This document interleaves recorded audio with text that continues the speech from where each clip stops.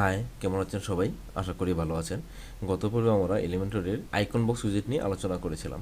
তো আজকে আমরা এলিমেন্টরের ক্যারোসেল উইজেট নিয়ে আলোচনা করব। তো আজকে যারা আমার এই ভিডিওটি নতুন দেখছেন তারা উপরে থাকা আই বাটনে ক্লিক করে সেখান থেকে আপনারা এই প্লেলিস্টের সকল ভিডিওগুলো পেয়ে যাবেন। আবার ডিসক্রিপশন বক্সেও প্লেলিস্টের লিঙ্কটা পেয়ে যাবেন, সেখান থেকেও আপনারা ভিডিওগুলো দেখতে পাবেন। অবশ্যই ভিডিওটি শুরু থেকে শেষ পর্যন্ত দেখবেন এবং কমেন্ট করে জানাবেন ভিডিওটি আপনাদের কেমন লাগলো।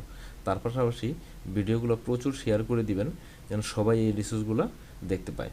তো চলুন শুরু করা যাক। তো বরাবরের মতো এবার আমি ওয়ার্ডপ্রেস ডেটাবেসে লগ ইন করে নিয়েছি এবং একটি পেজ ওপেন করে নিয়েছি। তো আজকে আমরা এই ইমেজ ক্যারুসেল নিয়ে আলোচনা করব এবং কীভাবে একটি ওয়েবসাইটে ইমেজ ক্যারুসেল ব্যবহার করা যায় তা নিয়ে আলোচনা করব। তো প্রথমে আমি কী করবো, জাস্ট এখান থেকে স্ট্রাকচার সিলেক্ট করে নিব এবং এর ভিতরে আমি একটা যেটা কন্টেনার দিয়ে নিব এবং এটার আমি একটা মিনিমাম হাইট দিয়ে দিব বিএস, আমি একটা হাইট দিয়ে দিলাম 60 বিএস। এখন আমি কি করব, জাস্ট এখানে আমাদের ইমেজ ক্যারুসেলটি রয়েছে, জাস্ট এটা ড্রাগ করে এনে ছেড়ে দেবো। যেখানে আমি জাস্ট এখানে ড্রাগ করে এনে ছেড়ে দিলাম। তো এখন আমি দেখেন বাঁ পাশে কী রয়েছে, কন্টেন্ট, স্টাইল এবং অ্যাডভান্স, এবং এখানে কী রয়েছে, নো ইমেজ সিলেক্টেড একটা মেসেজ রয়েছে। এবং জাস্ট এখানে যদি আমি মাউসের আইকনটি নিয়ে যাই, এখানে লেখা রয়েছে কি অ্যাড ইমেজেস, মানে আমরা যদি কোনো ইমেজ অ্যাড করতে যাই জাস্ট এখানে আমি ক্লিক করব। তারপর একটা নতুন পেজ ওপেন হয়েছে, সেখানে দেখেন কি রয়েছে, create gallery, create audio playlist, create video playlist এবং ইনসার্ট ফ্রম ইউআরএল। এখানে ক্রিয়েট গ্যালারিটা সিলেক্ট করা রয়েছে। এখানে কি ডান পাশে দেখেন দুটো অপশন রয়েছে, মিডিয়া লাইব্রেরি এবং আপলোড ফাইল। মিডিয়া লাইব্রেরিতে কিছু ইমেজ রয়েছে, আমরা চাইলে এই যে এখানে যে ইমেজগুলো রয়েছে সেগুলো কিন্তু ব্যবহার করতে পারি। আবার যদি আমাদের এরকম হয় যে না, আমাদের যে ইমেজগুলো নিয়ে আসবো সেখানে এগুলো এখানে নাই, আমরা জাস্ট নতুন করে আপলোড করবো, তার জন্য আপলোড ফাইলে ক্লিক করবো, এখান থেকে সিলেক্ট ফাইল। আমরা এখান থেকে কিন্তু ইমেজগুলো যেখানে রয়েছে সেখান থেকে সিলেক্ট করে কিন্তু এখানে নিয়ে আসতে পারি। তো জাস্ট আমি কী করবো, জাস্ট এই যে মিডিয়া লাইব্রেরিতে রয়েছে যেগুলো সেগুলোই ব্যবহার করব। তো এখান থেকে আমি জাস্ট 4টা ইমেজ নিয়ে নিলাম। ধরেন এই 4টা ইমেজ সিলেক্ট করে নিলাম, আর এটা 5টা ইমেজ। এরপর এখানে দেখেন ইমেজ সিলেক্ট করার পরে এই ডান পাশে আরেকটি অপশন রয়েছে, জাস্ট অল্টার টেক্সট, মানে ইমেজগুলো আমি চাইলে অল্টার কোনো টেক্সট দিতে পারি, টাইটেল দিতে পারি, ক্যাপশন দিতে পারি এবং ডিসক্রিপশন দিতে পারি। আমি জাস্ট এগুলো কিছু ব্যবহার করলাম না, আমি জাস্ট সরাসরি ক্রিয়েট এ নিউ গ্যালারিতে ক্লিক করে দিলাম। দেখেন আমার ইমেজগুলো কিন্তু এখানে চলে আসলো। আমি যদি চাই আমার ইমেজ পজিশনগুলো আমি চেঞ্জ করবো, তার জন্য আমি কী করবো, জাস্ট এটাকে ড্রাগ করে নিয়ে কিন্তু জাস্ট আমি চেঞ্জ করতে পারি। এটা এখানে দিয়ে দিলাম, আমি চাচ্ছি এটা উপরে দিয়ে দেবো। দেখুন আমি কিন্তু এভাবে চেঞ্জ করে নিতে পারি। আবার কিন্তু আমি চাইলে রিভার্স অর্ডারের মাধ্যমে যে লাস্টে যে ইমেজটা রয়েছে সেটা কিন্তু সবার সামনে নিয়ে যেতে পারি। দেখেন দিলাম, এটা কিন্তু সবার সামনে চলে আসলো। এভাবে কিন্তু এখানে আমরা ইমেজগুলো সাজিয়ে নিতে পারি। তারপর আমি কী করবো, জাস্ট ইনসার্ট গ্যালারিতে ক্লিক করবো। দেখেন ইমেজগুলো কিন্তু এখানে চলে আসলো। তো এখন আমাদের ইমেজ কিন্তু আমরা এখানে নিয়ে আসলাম। তো তারপরের পজিশন কী রয়েছে, যে দেখেন ইমেজ রেজুলেশন, আমরা কিন্তু চাইলে এখানে যে ইমেজ যে রেজুলেশন রয়েছে সেটা কিন্তু এখানে আমরা সিলেক্ট করে নিতে পারি। আমরা এখানে যে কোনো ইমেজের রেজুলেশন সিলেক্ট করতে পারি, আবার কিন্তু কাস্টম সিলেক্ট করে আমরা কাস্টমার কিন্তু দিতে পারি। তো জাস্ট আমি এখান থেকে দিয়ে দিলাম লার্জ। তো দেখেন এখানে কিন্তু আমাদের কী রয়েছে, 5টা ইমেজ রয়েছে। তো এখানে বলতে স্লাইড টু শো, মানে এখানে কয়টা ইমেজ শো করবে। আমি যদি চাই যে আমার একটা ইমেজ শো করবে, দেখেন আমার কিন্তু এখানে একটা ইমেজ চলে আসলো। আমি যদি চাই যে না আমার এখানে 3টা ইমেজ শো করবে, দেখেন আমার কিন্তু 3টা ইমেজ চলে আসলো। এখানে আমি কয়টা ইমেজ আমার এই ডিসপ্লেতে কয়টা ইমেজ শো করবে সেটা কিন্তু আমরা এখান থেকে সিলেক্ট করতে পারি। তাই জাস্ট আমি চাচ্ছি যে এখানে আমার 3টা ইমেজের শো করুক। তারপরে সাইড টু স্ক্রল, মানে এখানে স্ক্রল করার সময় কয়টা ইমেজ একসাথে স্ক্রল করবে, এখন কিন্তু একটা করে স্ক্রল করছে। দেখেন আমার কিন্তু একটা ইমেজ এখানে স্ক্রল করেছে। আমি চাচ্ছি যে না আমার কিন্তু এখানে আমি কী করবো, একসাথে আমার 2টা ইমেজ যাবে। এখন দেখবেন প্রথমে কিন্তু আমার 2টা ইমেজ একসাথে চলে যাবে। দেখেন আমার কিন্তু একসাথে 2টা করে ইমেজ স্ক্রল হচ্ছে। তারপর কি রয়েছে, ইমেজ স্ট্রেচ, দেখেন এখানে নো সিলেক্ট করা রয়েছে। এটা যে ইমেজের সাইজ যেগুলো আছে সেভাবেই রয়েছে। আমি যদি চাই যে এখানে ইমেজ সাইজটা ইয়েস দিয়ে দিব ইমেজ স্ট্রেচে, তাহলে কিন্তু আমার প্রত্যেকটা ইমেজের সাইজ যদি এলোমেলো থাকে, যে কোনোটার 1024 ইন্টু 1024 আছে, কোনোটার 1980 ইন্টু 1024 আছে, সবগুলো কিন্তু একই স্ট্রেচে চলে আসবে, মানে একই রকম হয়ে যাবে, ইমেজগুলোর সাইজ কিন্তু একই রকমভাবে শো করবে। তারপর কী রয়েছে, নেভিগেশন কি, অ্যারো অ্যান্ড ডটস। দেখেন আমার কিন্তু এখানে নেভিগেশন কি, যে এদিকে অ্যারো এবং নিচে কিন্তু ডট সিলেক্ট করা। তো দেখেন এখানে নেভিগেশন কিন্তু রয়েছে কি, এখানে অ্যারো এবং নিচে কিন্তু ডট শো করতেছে। তো আমরা চাইলে কিন্তু যদি চাই এখান থেকে সিলেক্ট করে দেখেন আমি অ্যারো দেখাবো, শুধু এখানে অ্যারো আসছে, কিন্তু এখানে নিচে কিন্তু কোনো ডট আসতেছে না। আমরা চাইলে কিন্তু এটা ভাবে জাস্ট ডট যদি দিয়ে দিই, আমার কিন্তু কোনো অ্যারো নাই, জাস্ট এখানে নিচে ডটস। এভাবে কিন্তু আমরা এখান থেকে সিলেক্ট করতে পারি। আমি জাস্ট এখানে অ্যারো অ্যান্ড ডটসই রাখবো। তারপর প্রিভিয়াস অ্যারো আইকন, এই যে অ্যারো আইকনটা কী হবে সেটা কিন্তু আমরা এখান থেকে সিলেক্ট করতে পারি। এখানে ফন্টসম আইকন রয়েছে এবং এখানে এসবিজি আইকন। জাস্ট আমি ফন্টসম আইকন যদি ক্লিক করি, আমি চাচ্ছি আমার এই আইকনটা আমি সিলেক্ট করে দেবো। তার জন্য জাস্ট হচ্ছে আমি একটা সিলেক্ট করলাম, সিলেক্ট করে ইনসার্টে ক্লিক করলাম, দেখেন আমার আইকনটা কিন্তু এখানে চলে আসলো। আমার নেক্সট ইয়ার আইকন কি জাস্ট একইভাবে জাস্ট আমি ক্লিক করে দেখেন এটা সিলেক্ট করে ইনসার্ট দিলাম, আমার কিন্তু এটা চলে আসলো। তো তারপর কি রয়েছে লিঙ্ক, আমরা চাইলে কিন্তু এখানে লিঙ্কও করাতে পারি। আমি যদি মিডিয়া ফাইল সিলেক্ট করি তাহলে কি দেখেন লাইট বক্স, আমি দিয়ে হচ্ছে লাইট বক্স ইয়েস দিয়ে দিলাম। এখন যদি আমি এটা আপডেট করি এবং হচ্ছে এটা ভিউ করি, এখন যদি আমি কোনো ইমেজের উপর ক্লিক করি দেখুন এটা লাইট বক্স আকারে কিন্তু শো করবে, দেখুন লাইট বক্স আকারে শো করতেছে। তারপর আবার একটা অপশন রয়েছে কাস্টম ইউআরএল, আমরা চাইলে কিন্তু এখানে কাস্টম অন্য কোনো ওয়েবসাইটের পেজ বা হচ্ছে ওয়েবসাইটের লিঙ্কও কিন্তু এখানে অ্যাড করতে পারি। তো জাস্ট এটাকে আমি হচ্ছে নান করে দিলাম। তারপর কি রয়েছে ক্যাপশন, ক্যাপশনে কি যে ইমেজগুলো রয়েছে সেই ইমেজগুলো ক্যাপশনে যদি কোনো কিছু লেখা থাকে যেমন হচ্ছে টাইটেল দেওয়া থাকে বা ক্যাপশন বা ডিসক্রিপশন দেওয়া থাকে সেগুলো কিন্তু চাইলে আমরা এখানে শো করতে পারি। যেমন আমি টাইটেল দিলাম, দেখেন আমার প্রত্যেকটা ইমেজে কিন্তু টাইটেল এখানে শো করতেছে। এভাবে যদি আমি চাই যে হচ্ছে না আমার হচ্ছে ক্যাপশন দিব, তো দেখেন এই ইমেজটার ক্যাপশন রয়েছে এটা শো করতেছে, বাকিগুলো কিন্তু ক্যাপশন এখানে দেওয়া নাই তার জন্য শো করতেছে না। আমি যদি ডিসক্রিপশন দিই, ডিসক্রিপশন মানে একটাও দেওয়া নাই। তো দেখেন এইভাবে কিন্তু হচ্ছে আমরা এখান থেকে কী করতে পারি আমাদের ক্যাপশনগুলো কিন্তু ইমেজের এখানে সিলেক্ট করে দিতে পারি। আমি জাস্ট এটাকে নানে দিয়ে দিলাম।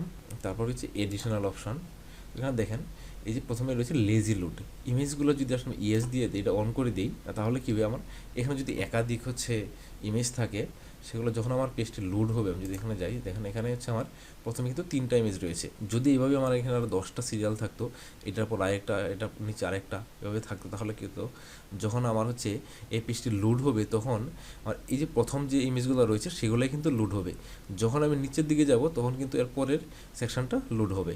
এটা হচ্ছে লেজি লোডের কাজ।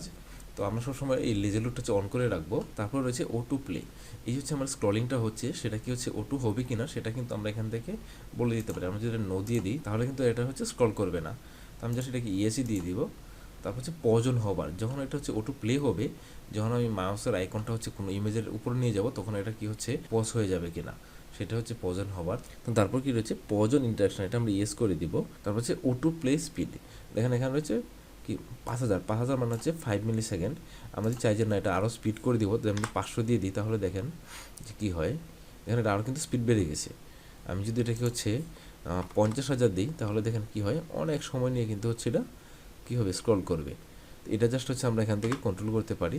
তারপর হচ্ছে ইনফিনিটি লুপ, এটা কি হচ্ছে একাধারে মানে চলতেই থাকবে কিনা, এটা হচ্ছে ইনফিনিটি লুপ। যদি আমি ইয়েস দিই তাহলে কিন্তু এটা চলতেই থাকবে, যদি নো দিয়ে দিই তাহলে কী হবে দেখেন এটা কিন্তু হচ্ছে এখানে আসবে, এসে আবার কিন্তু হচ্ছে আবার ওইদিকে রাইটে যাবে।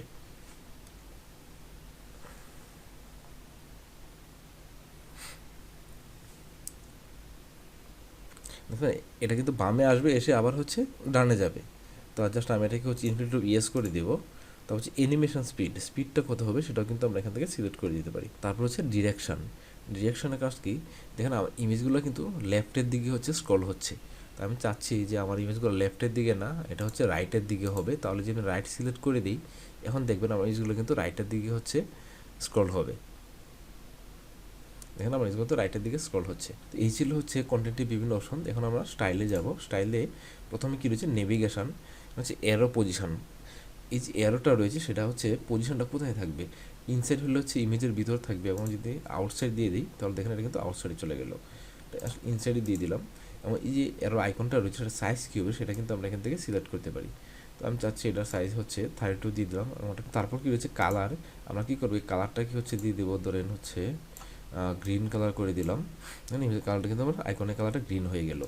তো তারপর হচ্ছে পেজিনেশন, মানে এই যে হচ্ছে তারপর রয়েছে পেজিনেশন, এই যে হচ্ছে ডটসগুলো রয়েছে সেইগুলো হচ্ছে পেজিনেশন। তো এগুলো কী রয়েছে প্রথমে হচ্ছে এটা আউটসাইড সিলেক্ট করা পজিশন, আমি যেটা কিন্তু ইনসাইডে দিয়ে দিই তাহলে কিন্তু এটা ইমেজের ভিতর চলে গেলো। দেখেন আমি যদি একটু বড়ো করি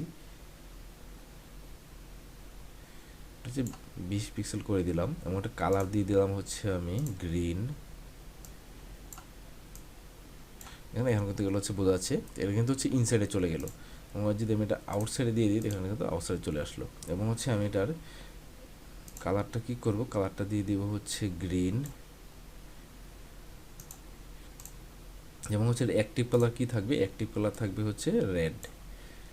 দেখেন এটা কিন্তু আমার হচ্ছে গ্রিন কালার এবং অ্যাক্টিভ কালার হচ্ছে রেড চলে আসলো। তো তারপর কি রয়েছে ইমেজ, আমরা যদি ইমেজে যাই তো প্রথমে কি রয়েছে ভার্টিক্যাল লাইন, মানে আমরা হচ্ছে ভার্টিক্যাল লাইনটা কী হবে স্টার্ট সেন্টার নাকি হচ্ছে ইন্ড সেটা কিন্তু আমরা এখান থেকে সিলেক্ট করে দিতে পারি। তারপর হচ্ছে স্পেসিং, এখানে স্পেসিং কি ডিফল্ট সিলেক্ট করা, আমরা কিন্তু এখানে যে কাস্টম সিলেক্ট করে দিই তাহলে দেখুন প্রত্যেকটি ইমেজের মাঝখানে কিন্তু আমাদের এখানে একটা হচ্ছে স্পেস চলে আসে, ফাঁকা স্পেস। আমি ফাঁকা স্পেসটা কিন্তু আমরা এখান থেকে কন্ট্রোল করতে পারি, স্পেসটা কতটুকু হবে। তা আমি চাচ্ছি যে এটা স্পেস হবে হচ্ছে ধরেন হচ্ছে 18 পিক্সেল। আমরা কী করলাম এখানে কিন্তু যে প্রত্যেকটি ইমেজের মাঝখানে কিন্তু 18 পিক্সেল একটা স্পেস ফাঁকা হয়ে গেল। তারপর কি রয়েছে বর্ডার টাইপ, এখানে যে ইমেজগুলো রয়েছে আমরা চাইলে কিন্তু প্রত্যেকটা ইমেজের একটা বর্ডার দিতে পারি। আমরা জাস্ট যদি এখান থেকে দেখাই যে হচ্ছে আমি সলিড সিলেক্ট করে দিলাম তাহলে দেখেন এখানে কিন্তু হচ্ছে আমার একটা বর্ডার চলে আসলো। আমরা চাইলে এটা কি হচ্ছে আমি 4 পিক্সেল একটা বর্ডার দিয়ে দিলাম। ওটা কালার কি আমরা চাইলে কিন্তু কালারটাও কিন্তু সিলেক্ট করতে পারি। আমি চাচ্ছি এটার হচ্ছে যদি ব্লু দিই দেখেন এটা কিন্তু আমার ব্লু কালার সিলেক্ট হয়ে গেল। প্রত্যেকটা ইমেজের চারপাশে কিন্তু একটা বর্ডার চলে আসলো ব্লু কালার। তো তারপর কি রয়েছে বর্ডার রেডিয়াস। আমরা চাইলে কিন্তু এই যে আমাদের ইমেজগুলো রয়েছে এই ইমেজগুলোর মাঝে কিন্তু হচ্ছে বর্ডার রেডিয়াস ব্যবহার করতে পারি। আমি চাচ্ছি যে এখানে আমার একটা 20 পিক্সেল একটা বর্ডার রেডিয়াস দিব। দেখেন আমার কিন্তু হচ্ছে প্রত্যেকটা ইমেজ হচ্ছে কর্নারগুলো কিন্তু একটু বাঁকা হয়ে গেল। তো এইভাবে কিন্তু হচ্ছে আমরা প্রত্যেকটা ইমেজের মাঝখানে কিন্তু বর্ডার রেডিয়াস ব্যবহার করতে পারি। এভাবে কিন্তু হচ্ছে আমরা ইমেজ ক্রিয়েশনের মাধ্যমে ডিজাইনগুলো করতে পারি। এবং অ্যাডভান্সের যে অপশনগুলো রয়েছে অলরেডি হচ্ছে আপনারা এগুলো জানেন, এখানে মার্জিন, প্যাডিং এগুলো কীভাবে ব্যবহার করতে হয়। তো এখানে আর চলে আসা কিছু দেখালাম না। এই ছিল হচ্ছে ইমেজ ক্রিয়েশনের ব্যবহার। তো এখন আমরা হচ্ছে এখানে আরেকটি হচ্ছে এখন আমি জাস্ট হচ্ছে এটা সিলেক্ট করে আমার যে স্ট্রাকচারটা ছিল ওটা সিলেক্ট করে ইমেজ ক্রিয়েশনটা হচ্ছে আমি মাঝ বরাবর দিয়ে দেবো। তার জন্য কী করে সিলেক্ট করবো, সিলেক্ট করে জাস্টিফাই করে এটা সেন্টার করে দেওয়া। ধরুন ইমেজগুলো কিন্তু আমার মাঝখানে চলে আসলো। আমার হচ্ছে আমি এটা কালার দিয়ে দিই স্টাইল থেকে,